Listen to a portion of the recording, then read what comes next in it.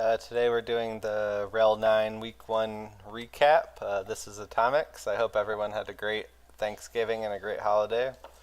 Hopefully you had a good time with family.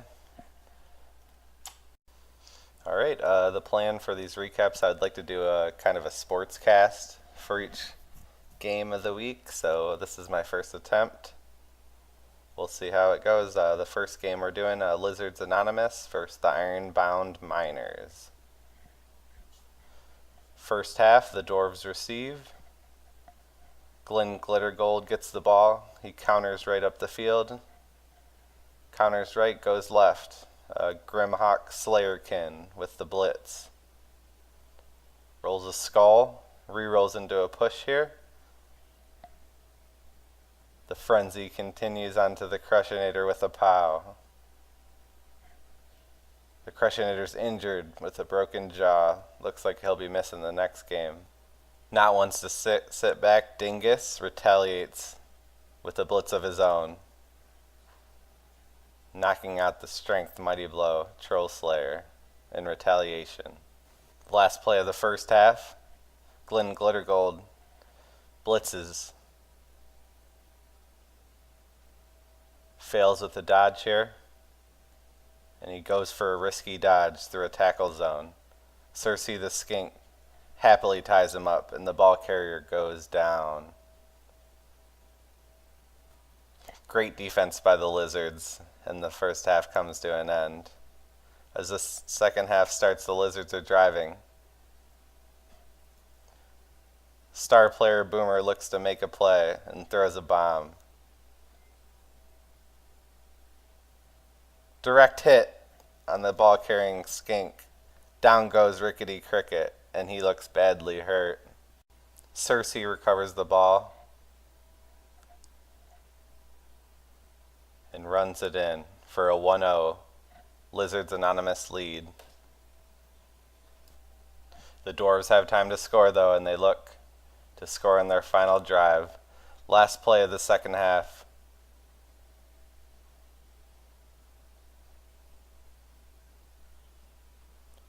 And Glowing Glittergold is freed to run it in for the 1-1 tie. First week tie, not a bad result for either team. The Ironbound Miners come through the game with no injuries. Lizards Anonymous, however, took 2 big injuries this week and will be missing Brett Bunsen and the Crushinator next week.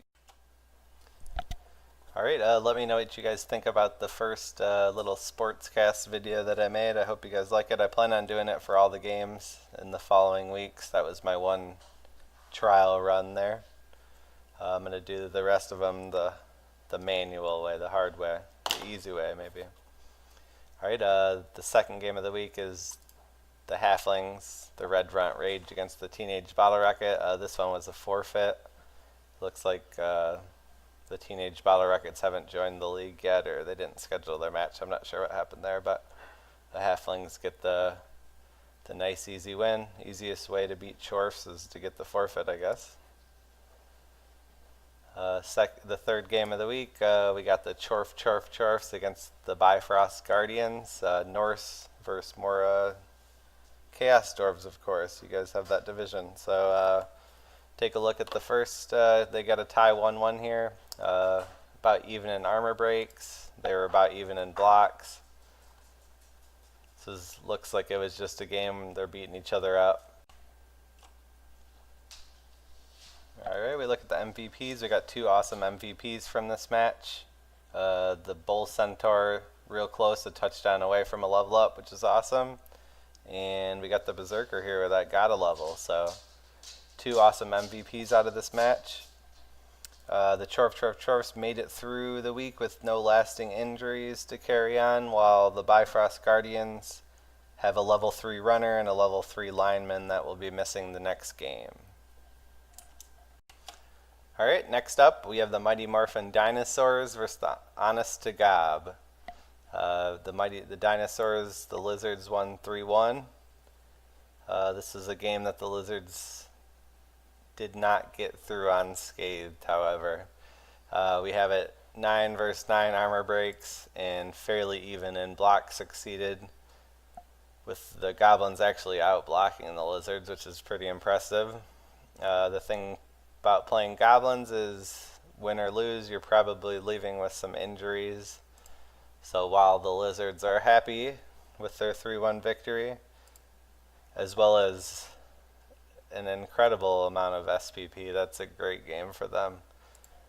Going into the next match, the Mighty Morphin Dinosaurs will be missing 3 players, a level 2 Skink, a level 2 Saurus, and a level 3 Saurus. So it's going to be a tough week for them to recover from goblins. I hope that the goblins continue to do that. They're kind of your the minefield you got to get through on your way to the playoffs. Honest to God, the goblins, they get through only missing a level 2 goblin, so they might have lost, but they still did their job. Next up, we have a Chaos Dwarf versus Dwarf matchup. Evil Thorn and Company versus the Sidekicks. The Chaos Dwarves took this one 2-0. They also won the armor break and the blocking battle. 54 blocks to 47, and they got a pretty good here on the armor break. 17's quite a bit. The Dwarves took a death here and quite a few injuries. 81% ball possession. It looks like the Chaos Dwarves were just controlling the ball most of the time here. Evil Thorn and Company just has a level 1 Hobgoblin they'll be missing next week. And the Sidekicks will be down this runner here that died, as well as a level 2 Blitzer, so they're going to have a tough week as well. The MVPs, it's always incredibly sad to get the MVP on the piece you'd want, but he died, so that's unfortunate there. Evil Thorin, the original named after Evil Thorin, gets the MVP here, leading his team. So great result here for the Chaos Dwarf coach.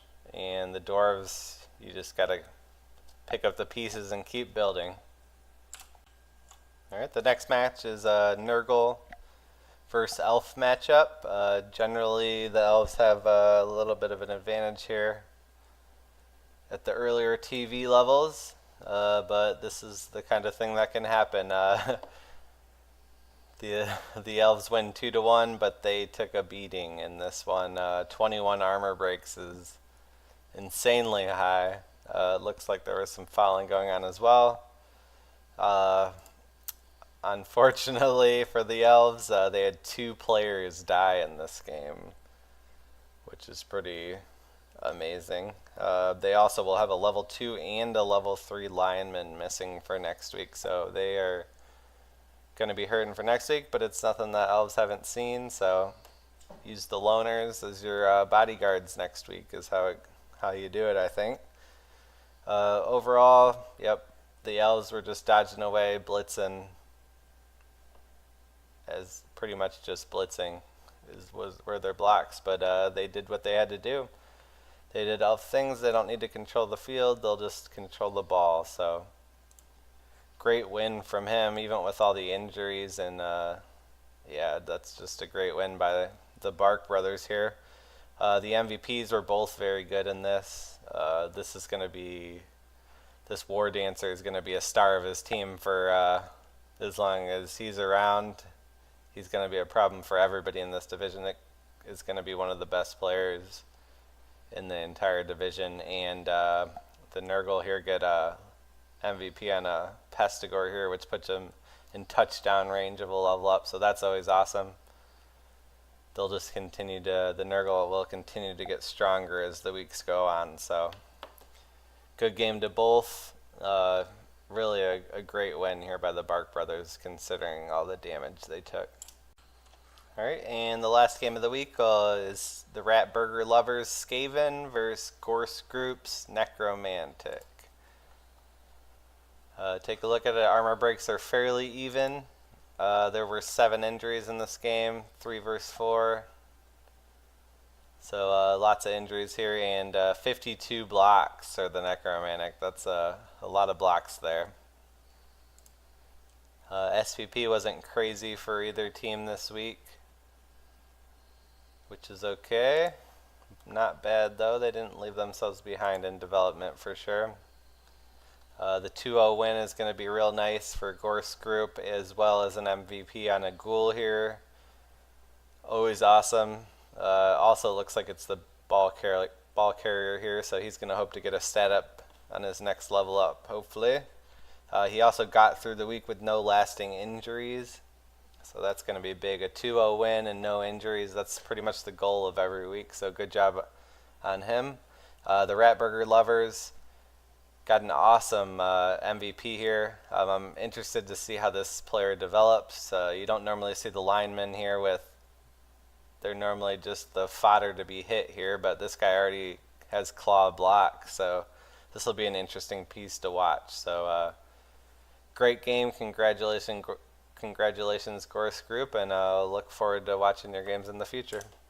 Alright, and I will start doing predictions. I'm a little late this week just because of the holidays, so two of the games have already been played, so I can't get those ones wrong, so that's always good. First game of the week, we have the Ironbound Miners versus the Sidekicks. I believe this is Dwarf versus Dwarf here. Yes, it is. Alright, we got a Dwarf versus Dwarf matchup here. The Sidekicks are down a level 2 Blitzer. And the Miners look like they got through healthy. So this is going to be a close one. I think the Ironbound Miners are a little bit more developed here.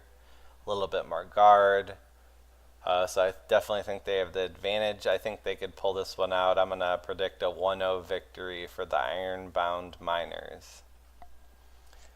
Next up is the Bark Brothers versus Honest to Gob. This is going to be a game the Elves definitely should win, but you never know when you're playing the Goblins. If the Goblins get some crazy dice, you could see another 2 people die from this Elf team, so I'm going to predict the win, a 2-0 victory for the Bark Brothers. Alright, next up we have Gorse Group, the Necro, versus the Bifrost Guardians, the Norse team. This is going to be another one out of the Gorse Group. Looked very, very good in their week 1 match. They come through with no injuries, while the Bifrost Guardians are coming with a level 3 runner and lineman out for this game, so they're going to be short a bench. They're going up against a tough team here. I'm going to give the game 2-1 to Gorse Group. Alright, and the next one, the Teenage Bottle Rockets, I'll have to find out if they plan on joining. Maybe they just had something happen. I'll find out more about that and have some more info. I'll talk to the admin. They're versus the Ratburger lovers this week. Looks like it's probably going to be a forfeit game, but we will find out. It'd be good for the Skaven, the Ratburger lovers, if they could. They're missing the level 3 gutter runner, which is always going to make it a tougher game for them. So I'll find out more about that, and I will let you know. Next game was a 1-1 tie. I'm not going to look too much into results. That was the Nurgle versus the Lizards here. Alright, and the last game here that I'm going to be predicting, Evil Thorin and Company versus the Red Runt Rage. Evil Thorin is just missing 1 Hobgoblin, and the Red Runt Rage Halflings came through with the bye, so they are at full strength. This is one, it's hard for me to bet on Halflings until I haven't got to see him play yet, so it's hard to bet against the Chorfs when you got those little guys just waiting to get stomped on by some dwarves here. I'm hoping and I'm rooting for the Halflings this week to get a kill on one of these Chaos Dwarves. That would be awesome. And definitely expect there to be highlights on any dead Chorfs this season, so I will keep an eye out for those. But I will predict I think this one's going to be a 2-1 victory as well for the Evil Thorin and Company. And then the last game already happened, but the Chorfs win 2-0 over the Mighty Morphin Dinosaurs.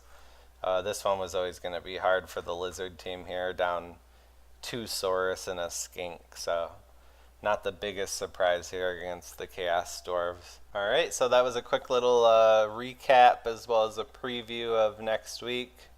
I plan on, first of all, getting the videos out. I'm hoping on Thursdays. I can kind of work on the games as you guys play them. I also plan on having a little sports cast for everybody's game from now on. I think it's a fun way to just see some highlights and really show what happened in the games. So that's the plan. I like that. And as the season goes on, I do plan on having a couple of you guys on here as guest coaches, get some of your thoughts and just how you feel about the league. Overall, it's going to be a lot of deaths this season for this division, so we'll continue to watch that as it goes. Overall, it's been fun so far, and I look forward to the rest of the weeks. And I will see you guys. I will have another video out for you on Thursday. Thank you.